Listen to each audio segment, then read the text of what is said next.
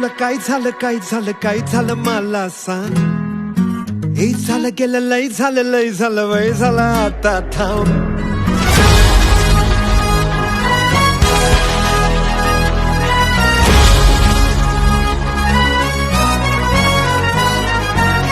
हे भाऊ तुला काय झालं काय झालं मला सांग.